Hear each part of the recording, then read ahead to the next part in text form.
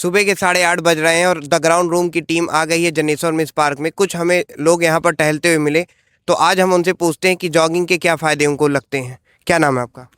मेरा नाम सुनील जोशी है जी, तो आप यहाँ रोज़ाना आते हैं, जी। तो आपको जॉगिंग के क्या फ़ायदे दिखते हैं? जॉगिंग के या रनिंग के देखिए आप स्वस्थ हैं, इसका पैरामीटर क्या है?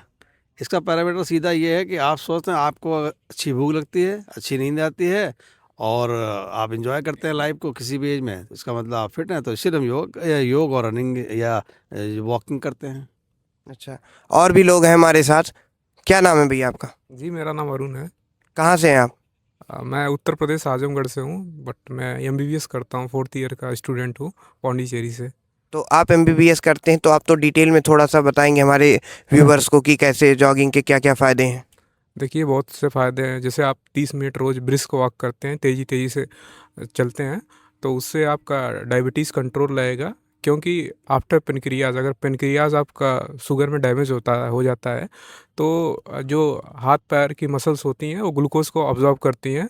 उसके बाद दूसरा बेनिफिट है यहाँ पर कि यहाँ पे काफ़ी पेड़ पौधे हैं, तो पॉल्यूशन कम है, तो आपका ऑक्सीजन लेवल बेटर होगा, आपके लंग्स बेटर वर्क करेंगे। तो आपके लंग्स जब बेटर वर्क करेंगे तो ऑक्सीजन हर पार्ट में अच्छे से जाएगी, ब्लड डी ऑक्सीजनेटेड रहेगा, तो आपका ब्रेन अच्छे से वर्क करेगा, आपके सब ऑर्गन एक्टिव रहेंगे, काफ़ी मतलब एक्टिव रहेंगे, अच्छे से रहेंगे, चलेंगे सब। और तीसरा फ़ायदा यहाँ पे देखिए, धूप अभी निकली है तो हम थोड़ा सा पार्क भी दिखाते रहिए। तीसरा फ़ायदा है कि हम यहाँ पे अब धूप अभी आई है, तो देखिए विटामिन डी हम ले रहे हैं, तो विटामिन डी से हमारी हड्डियाँ मजबूत होंगी और तमाम तरीके की, जैसे हड्डी से, बोन से रिलेटेड डिजीज़ की चांस कम होंगे काफ़ी। कुछ और साथी हैं हमारे साथ।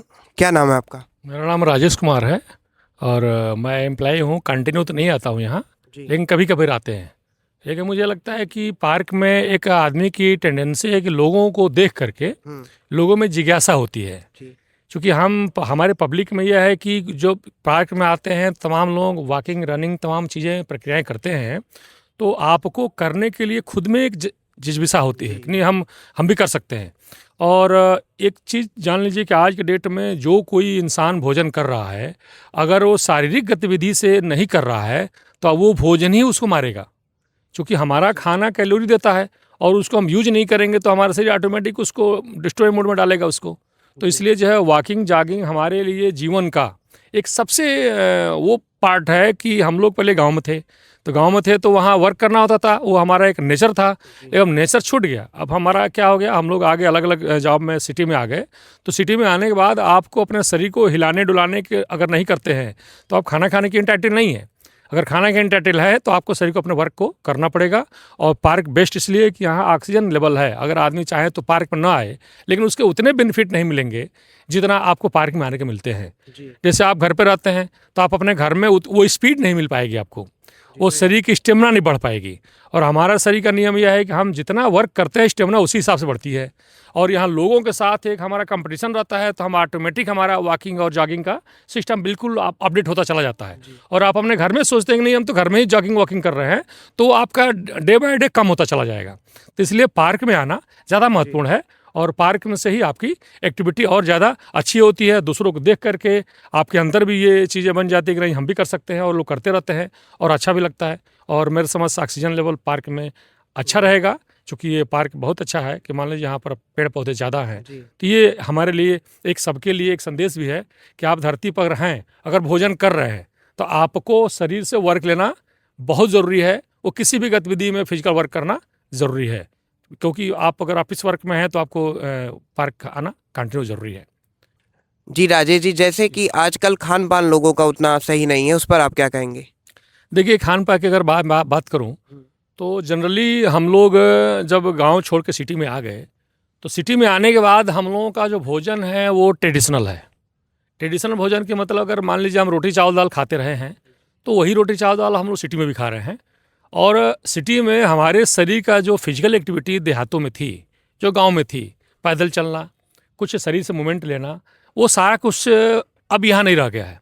यहाँ हम क्या करते हैं, खाना खा लिए और खाना खाने के बाद रात में बिस्तर में पड़ गए। तो हमें ये देखना है कि अगर हम काम ले रहे हैं अपने शरीर से, यानी गर्दन से नीचे से काम ले रहे हैं, तो वो तो हमारे गांव का ट्रेडिशनल फूड तो मेरे लिए कारगर है। लेकिन जब हम गर्दन से ऊपर से काम ले रहे हैं, दिमाग से, तो दिमाग से खाना ले रहे हैं, दिमाग से काम कर रहे हैं, तो हमको दिमाग वाले फूड को भी उसमें जोड़ना बहुत ज़रूरी है। क्योंकि हमारा शरीर इस बात के लिए डिपेंड करता है कि हम कौन सा काम करते हैं और कौन सा खाना खाते हैं। तो खाना अब एक ही जगह पर सभी लोग एक ही प्रकार खाना खाएंगे और काम अलग अलग करेंगे, तो उसका अलग अलग इम्पेक्ट जाएगा। तो बेसिकली खाना अब पर्सनलाइज होना चाहिए। मान लीजिए कोई फावड़ा चला के आ रहा है, कोई मेहनत शरीर से करके आ रहा है, तो शरीर वाला भोजन चाहिए। जो माइंडली वर्क कर रहा है, जैसे ये पढ़ने वाले लड़के हैं, तो पढ़ने वाले लड़कों को तो वो चाहिए कि वो रोटी चावल दाल से ज़्यादा वो अपने भोजन में उनकी प्रोटीन की मात्रा, विटामिन मिनरल्स की मात्रा, गुड फैट की मात्रा, सिंपल कार्बोहाइड्रेट की मात्रा वो होना चाहिए। जिसे अभी हम लोग बात करें, बहुत लोग हैं फल खाते हैं, केला खाते हैं, तमाम चीज़ खाते हैं, तो और मीठा खाते हैं। तो मीठा की क्रेविंग को ये ध्यान देना है कि हमें फाइबर के साथ जो मीठा होता है, सपोज करिए ये ध्यान दीजिए कि एक तो बिस्कुट खाना, चाय पीना, उसमें कोई फाइबर नहीं होता है। तो कोई भी जटिल जो फाइबर होगा, जटिल ग्लूकोज होगा, वो आपके शरीर को हार्मफुल नहीं करता है। जैसे मान लीजिए आप फल खाते हैं, तो फल आपके लिए उतना हार्मफुल नहीं होता है, लेकिन वहीं आप बिस्किट खाते हैं तो बिस्किट बहुत हार्मफुल है। तो इतना चीज़ें, बिस्किट चाय हम लोग नॉर्मली लेते रहते हैं, उसमें ढेर सारी कैलोरीज होती है, ढेर सारा ग्लूकोज होता है, जो हमारा शरीर उसको मिनिमाइज नहीं कर पाता है। अब वो धीरे धीरे जब ये काफ़ी दिन हो जाता है तो शुगर के रूप में चेंज होता चला जाता है। अब हम जब शुगर हो जाता है तो हम लोग शुगर ठीक करने पर काम करते हैं, लेकिन एक्चुअली हमें शुगर ठीक करने के बजाय शुगर को मैनेज करने पर काम करना है। क्योंकि मैनेजमेंट एक बहुत बड़ी चीज़ है। हमारा जो जीवन है वो इस तरीके से है कि हमारा शरीर का हर अंग एक अपने अपने वर्क करता है, वर्क के अकॉर्डिंग उसको अलग अलग पोषण चाहिए। तो हम लोग या हमारे घर के माँ बाप लोग हैं, हम लोग हैं, अपने अपने जॉब में बिजी हैं, तो हमारे बच्चे क्या खाना खाते हैं, क्या उनको पोषण चाहिए, वो शायद उतना हम लोग ना उनको सिखा पा रहे हैं, ना बच्चे सीख पा रहे हैं। तब तक बच्चों की जो ग्रोथ है, क्योंकि उनको सबसे ज़्यादा पोषण चाहिए बचपन में, और एजिंग होते होते जब वो, चूँकि एक हमारा ग्रोइंग मोड होता है, वो मोड होता है 1 साल से 20 साल तक। तो 1 से 20 साल में अपने बच्चों को ग्रो करने में माँ बाप को जानकारी नहीं कंप्लीट की है, हमें हमारे बच्चों को भोजन क्या देना चाहिए। क्योंकि हम सिटी में तो आकर रह रहे हैं, लेकिन देहात में जो रोटी चावल दाल है वो सिंपल वो जानते हैं, और शायद वही हम लोग खिलाते रहते हैं। लेकिन अपने बच्चों को फ्रूट्स और वेजिटेबल्स यानी सब्जी और फल की मात्रा जो है वो प्रॉपर कैसे उसको मिनिमाइज कर देना है, कैसे खिलाना है, उनको खाने का तरीका कैसे है। जैसे आप अपने बच्चों के साथ एक साथ बैठ के एक ही प्लेट में खाते हैं, आप भी सलाद खाते हैं, तो वो बच्चा सलाद देखता है आपको खाते हुए, तो देखा देखे बच्चा सलाद खा लेता है। लेकिन हम लोग क्या करते हैं कि छोटा बच्चा है, वो हमारी बात अच्छी तरह से, हम उसको प्रेम करते हैं, तो प्रेम करने में हम लोग उसको चिप्स कुरकुरे की आदत डाल देते हैं। वो बच्चा चिप्स कुरकुरे मांग रहा है, तो हम कह रहे हैं बच्चा है बहुत प्यारा है, चिप्स कुरकुरे दे देना चाहिए। उसको पता ही नहीं है कि हमारे जो चिप्स कुरकुरे हैं इसमें उसको बचपन से ही लीवर फैटी करना चालू कर दे रहा है। और जब बचपन से लीवर फैटी कर देगा तो ऑटोमेटिक उसको 20, 25, 30 जाते जाते शुगर उसको होना तय है। अब लीवर फैटी तो आप ही ने कर दिया, और ये जितने भी जंक फूड में सब में लीवर फैटी होने के लिए 100%, और बिना लीवर फैटी हुए किसी को शुगर या बीपी नहीं आ सकता। तो हम अपने बचपन की और बच्चों की नींव, और यही प्रक्रिया हमारी भी है कि अगर हम हैं, अगर हमारा सिटिंग जॉब है, बैठे रहते हैं, तो हमें ये देखना है कि हमारे भोजन में सिंपल, यानी जो एक कार्बोहाइड्रेट बोलते हैं या ग्लूकोज बोलते हैं, तो उस टाइप का हो जिसमें फाइबर एडेड हो। जो भी मील खाना खाएं वो हेल्दी हो। मतलब चाय तो एक तरीके से आपको रिफ्रेशमेंट देता है, लेकिन वो रिफ्रेशमेंट आपको ग्लूकोज दे देता है, और ग्लूकोज आपके शरीर को इमीडिएट आपको रिफ्रेशमेंट देता है, लेकिन आपको कितना वो नुकसान पहुंचा देगा ये हम लोग जान नहीं पाते हैं। क्योंकि हमारे मीठे को मैनेज करने के लिए हमारे शरीर में जो विटामिन सी और बी, ये हमारे डाइजेशन को मेंटेन करता है, शरीर की ग्रोथ क्षमता बढ़ाता है। तो उस चीज़ को मेंटेन करने के लिए वो ग्लूकोज को मैनेज करने में ख़त्म हो जाता है, तो हमारी शरीर की बाकी रिपेयर के लिए, बाकी चीज़ों को मेंटेन करने के लिए रह नहीं पाता। इसलिए हमें अपने जीवन में, मेरे समझ से, ज़रूरत ना हो, अगर आप फिजिकल वर्क नहीं किए हैं, मेहनत नहीं किए हैं, तो आपको ग्लूकोज या मीठा से दूर रहना है। अगर खाना भी है तो वो इस टाइप का मीठा हो कि जिसमें फाइबर की मात्रा हो। जैसे फ्रूट्स है तो एक सेव भी है, और एक सेव भी है, एक रसगुल्ला भी है। तो सेव रसगुल्ला दोनों मीठा है। डिपेंड करता है कि आपको सेव क्यों खाना है। सेव खाएंगे तो आप नॉर्मली खा के रह सकते हैं, लेकिन अगर आपने एक रसगुल्ला खा लिया तो आपको कम से कम 4 किलोमीटर दौड़ने के लिए आपको चाहिए। तो अगर आप 4 किलोमीटर दौड़ने का अगर नहीं शौक है तो आपको रसगुल्ला खाने की ज़रूरत नहीं है। तो ये चीज़ें मेरे समझ से लगता है कि आदमी को अपने भोजन में, बच्चों के भोजन में, और अभी हम लोग हेल्थ की जब बात करते हैं तो ये हमारे पूरे समाज में एक परिवार अपने बच्चों को दूसरों को सिखाने के एवज में हम बीमारी को हमेशा के लिए ख़त्म कर सकते हैं। लेकिन अगर ये सोचेंगे मेडिकल स्टोर पर जा करके डॉक्टर के इंग्लिश मेडिसिन खा करके हम ठीक हो सकते हैं, तो इसमें ये एक तात्कालिक क्योर हो सकता है। अगर कोई फंस गया है बीमारी में तो उसके लिए तो मेडिकल में जाना या कहीं भी जाना है, लेकिन जो यंग बॉडी है, जनरेशन जी है, जो आजकल यंग बॉडी है, तो वो कम से कम लोगों को तो देखें कि लोग अगर प्रॉब्लम में जा रहे हैं तो हमें क्या करना चाहिए। और ये हमारी सबकी जिम्मेदारी है कि यंग लड़कों को या जो छोटे बच्चे हैं उनको ये भोजन के बारे में जागरूक करना, क्या खा रहे हैं, क्या पी रहे हैं, उनको सिखाना, किस तरह से उसको मेंटेन कर सकते हैं ताकि उनका जीवन और उनके, चूँकि हमारे बच्चे जब ग्रो रहेंगे तभी हमें भी ग्रो की संतुष्टि होगी। क्योंकि अंततोगत्वा अगर हम चाहे मेरे पास कितना भी पैसा धन दौलत हो, अगर हमारा बच्चा हेल्दी नहीं है तो वो पैसा किस काम आएगा। तो बच्चों को हेल्थ पर फोकस करने के लिए, अपने शरीर पे हेल्थ फोकस करने के लिए हमको खान पान मैनेजमेंट, ये मैनेजमेंट की बात है। मतलब सब कुछ धरती पर उपलब्ध है, लेकिन डिपेंड करता है कि इन्फॉर्मेशन सही पता नहीं है। और सिंपली जो मीठा है, नमकीन है, कुरकुरे है, ये एक क्रेविंग कर देता है। जैसे ही आपके भोजन में पोषण कम पड़ जाता है तो आपकी उसकी क्रेविंग इस तरह से होगी, आपके हार्मोन्स इस तरह से आपको उल्टे सीधे खानों के लिए डिमांड करने लगते हैं। अब एक बार अगर आप खाना खाना सीख लिए, क्रेविंग वाले फूड आपके चटपटे, कुरकुरे और मीठा, तो वो आप क्रेविंग में जाके फंस जाते हैं और फंस जाते हैं और बार बार वही डिमांड करेगा। वो आपको बहुत अच्छा लगेगा, लेकिन आपके शरीर के लिए कितना ख़राब हो जाएगा इस बात को आप समझ में नहीं पाते हैं, और धीरे धीरे आप उसके एक नशे में हो जाते हैं। नशा तो लोग बोलते हैं कि नशा होता है, लेकिन उससे बड़ी नशा आज की डेट में यंग बॉडी के लिए ये जो फास्ट फूड है, उस नशे में लोग फंस चुके हैं, मैक्सिमम फंस चुके हैं। अच्छा, जैसे गार्जियन कैसे बच्चों को कंट्रोल में करें? ये बच्चे हर तरफ विज्ञापन देखते हैं, कुरकुरे का, अंकल चिप्स का या कोई भी चिप्स का। देखिए मेरे समझ से अगर हम अपने घर से, ये हमारा खुद का पर्सनल वो है कि जब हम लोग मार्केट में जाते हैं तो घर से खूब अच्छा खाना फर्स्ट क्लास खा के मार्केट में जाते हैं। तो जब जाते हैं तो वहाँ फिर मार्केट का खाना हमको लगता है कि बेकार दिखता है, लेकिन जब आप खाली पेट जाते हैं, भूखे जाते हैं शाम को मार्केट में, तो सब आपको टेस्टी लगता है। तो डिपेंड करता है कि आपके शरीर के अंदर सटाइटी है कि नहीं है, आप फुलफिल है कि नहीं है। तो गार्जियंस को उसके बच्चों के फूड में उसके टेस्ट के मुताबिक हेल्थ, खाने के हेल्थ को मेंटेन करना है।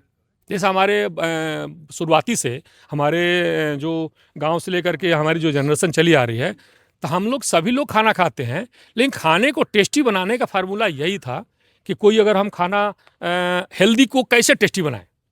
अब हेल्दी को जब हम टेस्टी बनाएंगे तो वही लोग खा लेंगे, और जब हम हेल्दी को टेस्टी नहीं बनाते हैं तो आदमी उसको सोचता है कि कोई बात नहीं, टेस्ट होना चाहिए, खाना हेल्दी होना हो, टेस्ट होना चाहिए।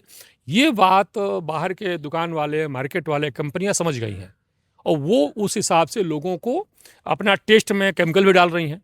ये बहुत लोगों को पता नहीं है कि हमारे जितने भी चिप्स या पापड़ होते हैं सब में प्रिजर्वेटिव होता है। शायद मुझे लगता है कि कोई कह नहीं सकता कि उस फूड में प्रिजर्वेटिव न पड़ा हो। बिना प्रिजर्वेटिव का फूड आपका रुकेगा नहीं। तो प्रिजर्वेटिव एक केमिकल है जो उस खाने को सड़ने से बचा रहा है, तो वो प्रिजर्वेटिव आपको ध्वस्त भी तो करेगा, लेकिन थोड़ा थोड़ा करते करते, अचानक तो नहीं करेगा, लेकिन थोड़ा करते करते आपको लॉन्ग टाइम तो आपको नुकसान पहुंचा देगा।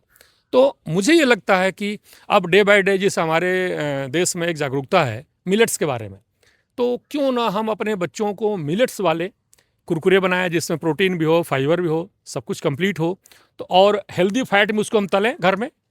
तो अपने घर में बच्चों को जो बाजार से वो खा रहे हैं उनकी जैसी चीज़ों को घर में बढ़िया से बनाएं और उनको टेस्टी बनाएं, ताकि बाहर के जंक फूड से दूरी बनाएं। क्योंकि बाहर के जंक फूड उनको एक बार टेस्टी लग गया है तो उनको उसी टेस्ट में हेल्दी चीज़ों को जब हम उनको सामने ऑप्शन रखेंगे, और उसको हमको बहुत गंभीरता से लेना है, क्योंकि अगर ये गंभीरता से नहीं लेंगे तो आगे कैंसर जैसी चीज़ जो है बहुत तेज़ी से अंदर अंदर डेवलप हो रही है, और कैंसर तो डेवलप होने में 15 से 20 साल लगा देता है। तो 15 से 20 साल लग जा रहा है, तो किसी को जब तक डिटेक्ट नहीं होता जान नहीं पाते अंदर कैंसर हो रहा है। लेकिन आप कैंसरस वाली चीज़ें खा ही रहे हैं, और उस चीज़ को हम समझ नहीं पा रहे, चलो आज खा लिए, कल खा लिए। और कुछ तो ये भी है कि बच्चे, गार्जियन जानकारी नहीं है, बच्चे खा रहे हैं। लेकिन अगर आपका बच्चा घर पे खाना भरपेट नहीं खा रहा है और अपना खाना अच्छा नहीं खा रहा है, तो आपको समझना है। और आज की डेट में तो पोषण विशेषज्ञ, एक से एक डाइटिशियन पोषण विशेषज्ञ हैं। लोग मेडिसिन की डॉक्टर के यहाँ एकदम से पहुँच जाते हैं, लेकिन समय आ गया है लोगों को पोषण विशेषज्ञ जाना, चूँकि पोषण विशेषज्ञ हम जाएंगे तो हमारे डाइट के बारे में बताएंगे, लेकिन ईजी है मेडिकल स्टोर टैबलेट खा लेना और लोगों को डॉक्टर के यहाँ चले जाना। और आपकी कोई भी डिजीज वो डिफिशेंसी है, न कि डिजीज। पहले वो डिफिशेंसी होती है, अब डिफिशेंसी है, वो धीरे धीरे वो डिजीज बदल गई। अब जब थोड़ा समझाइए हमारे व्यूअर के लिए। अब जैसे ये हम बताएंगे कि ये शुगर की एक प्रॉब्लम है, तो शुगर में क्या है कि आप ग्लूकोज की मात्रा ज़्यादा कंज्यूम करते करते जब आपका पैंक्रियाज उसको मैनेज करते करते डिस्टर्ब हो गया तो एक्स्ट्रा हो गया शरीर में, और आप फिर भी लेते चले जा रहे हैं, चूँकि क्रेविंग तो आपकी जा नहीं रही है। अब वो क्या हो गया, शुगर एक डिजीज हो गया, जबकि वो डिफिशेंसी है। आपके शरीर में फूड का डिसमैनेजमेंट है, आपने शरीर को पोषण ढंग से लिया नहीं, तो मैनेजमेंट उससे डिस्टर्ब हो गया है। हमें क्या ज़्यादा खाना क्या कम खाना, ये आपको पता ही नहीं है। तो ग्लूकोज तो आप समझ लीजिए कि ग्लूकोज तो उसी व्यक्ति को लेना है जो मेहनत करके आया है, यानी जो शरीर को इमीडिएट चाहिए। ग्लूकोज कब चाहिए, जब हम दौड़ के आएँ, भाग के आएँ, पैदल चल के आएँ। तो एक बहुत बड़ा ट्रेडिशनल हम लोगों का सिस्टम है कि हमारे यहाँ गाँव में जब कोई रिश्तेदार आता है तो उसके सामने हम लोग मीठा रखते हैं पानी पीने के लिए, कि कोई रिश्तेदार आया, ये मीठा खा लेगा, रसगुल्ला खा लेगा, शरबत पी लेगा। तो ये कब का है, आज का थोड़ी है। वो तो हमारे रिलेशन वाले पहले पैदल चल के आते थे, कोई साधन नहीं होता था, तब तो उसको हम लोग मीठा देते थे और वो खाता था, वो सटाइटी हो जाता था, चूँकि वो उसके शरीर को फिजिकल एक्टिविटी ज़्यादा किया है, पैदल चल के आया, तो उसको देना चाहिए। अब आज वही हमारे रिलेशन में या कोई जानने वाला मोटरसाइकिल से आया है, कार से आया है, तो उसको ग्लूकोज मीठा चाय देने को मतलब ही नहीं है।